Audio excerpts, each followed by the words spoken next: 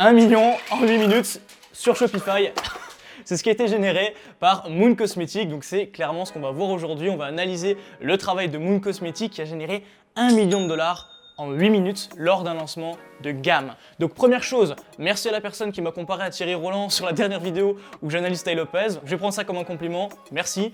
Maintenant, on va commencer de suite cette vidéo. Juste avant qu'on rentre dans le vif du sujet, je vous invite, si vous ne me connaissez pas encore, à vous abonner, activer la cloche de notification, parce que vous allez vous rendre compte qu'on ne passe pas par quatre chemins, on nous voit vraiment beaucoup de valeur, 2 vidéos par semaine très intensives. Et maintenant, on est parti par la présentation de la marque. Alors je ramasse mes billets entre temps parce que j'en ai mis partout. Moon Cosmetics, vous le comprenez dans le nom, c'est clairement un business qui tourne autour du cosmétique, mais pas que seulement du cosmétique basique qu'on peut voir chez Sephora, c'est vraiment quelque chose qui est fait à la main et c'est vegan. Et ils ont une grosse communauté de passionnés, une grosse audience et visiblement leurs produits apportent des résultats et c'est justement ce qui va faire un petit peu que cette analyse est intéressante. Alors pourquoi? Tout simplement parce que la technique utilisée, vous allez vous rendre compte que c'est pas sorcier, c'est pas compliqué. Par contre, tout ce qui va tourner autour du produit, autour de la communication qu'ils ont avec leur audience, leur clientèle, c'est énorme. Et clairement ça, vous allez pouvoir l'appliquer, donc on passe tout de suite sur l'Instagram pour comprendre justement ce que je vous partage. Alors là, on se retrouve sur leur Instagram, on peut se rendre compte qu'ils ont une stratégie très particulière. Il n'y a pas de photo de profil, il n'y a pas de photo sur les highlights. Je pense simplement que c'est parce qu'ils sont en rupture de stock et qu'ils veulent l'annoncer.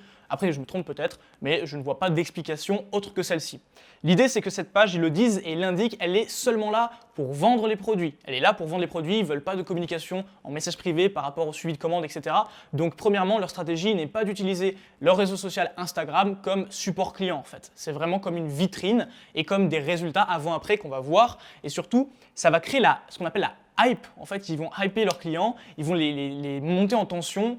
Lorsqu'ils vont faire un lancement, on va pouvoir tout décortiquer. Alors premièrement, la dernière photo qu'ils ont postée ici, c'est un avant-après, chose qu'on ne peut pas faire en publicité avec Facebook. Par contre, lorsque vous avez une grosse communauté sur Instagram ou que des gens qui ont vu votre publicité avec votre boutique de dropshipping ou avec votre boutique d'e-commerce, ils ont vu votre publicité, ils vont vérifier vos réseaux sociaux, ils peuvent voir ça, c'est un bon point, c'est une bonne chose que vous pouvez mettre en place sur des réseaux sociaux parce qu'on ne peut pas en faire la publicité sur Facebook, mais on peut le mettre en avant sur son image, sur ses réseaux sociaux.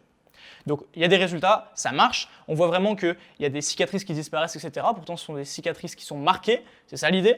Et surtout, j'aimerais porter votre attention sur les commentaires. Là il y a 2 commentaires qu'on va voir. La seule chose dont ils parlent, les personnes qui suivent, la seule chose dont ils parlent, c'est le réapprovisionnement des stocks. C'est le fait qu'ils ont pu commander ou non, le fait qu'il n'y a pas de stock, le fait qu'ils attendent des stocks. Et c'est que de ça dont ils parlent.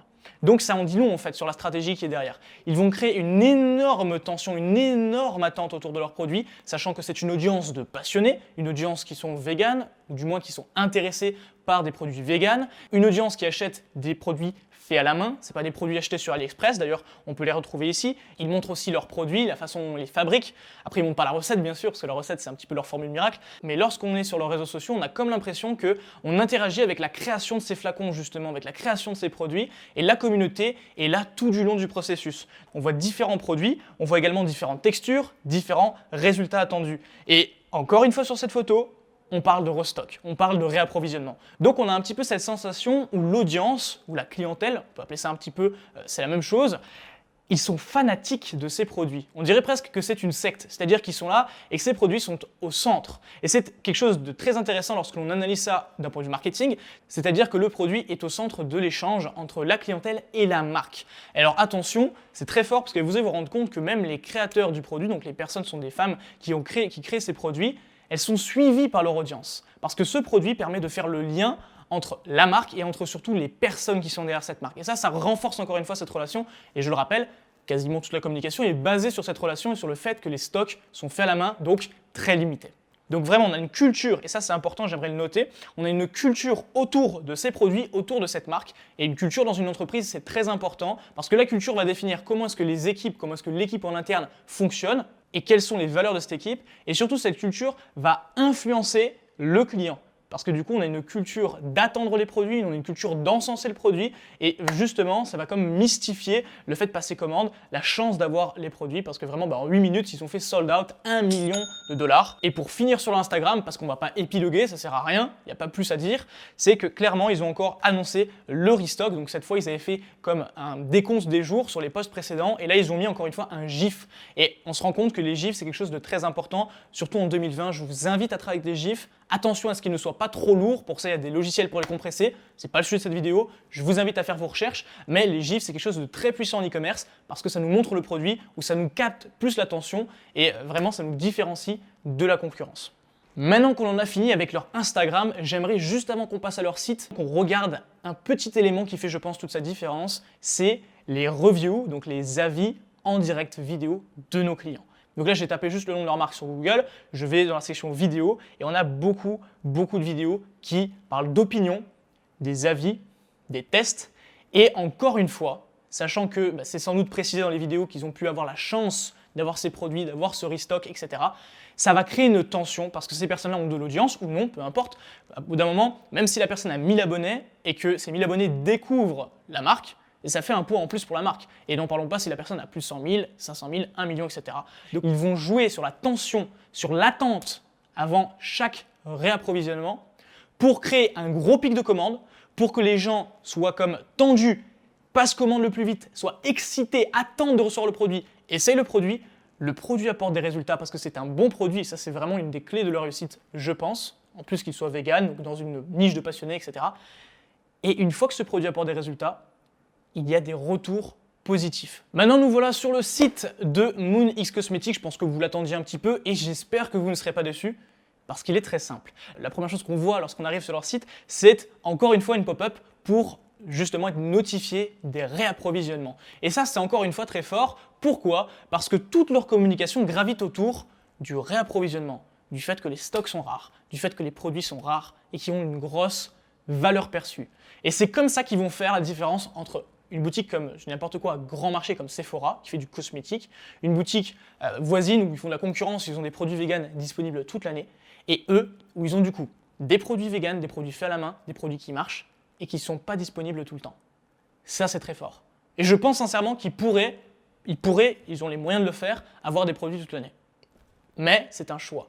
C'est un choix qui va faire en sorte de créer une tension, de créer un rapport fort avec les clients, et de permettre de faire 1 million de dollars en 8 foutues minutes.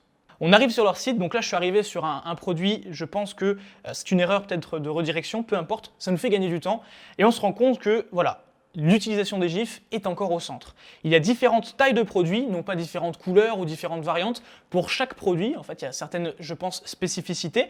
Par exemple, un produit pour l'acné, un produit pour les cicatrices, il va avoir différentes tailles de produits. Donc c'est une bonne chose à mettre en place, surtout qu'on est dans du cosmétique et on se rend compte que les prix ne sont pas les mêmes. Alors là, je ne vais pas pouvoir sélectionner. Je vous laisse deviner pourquoi, il n'y a plus de stock.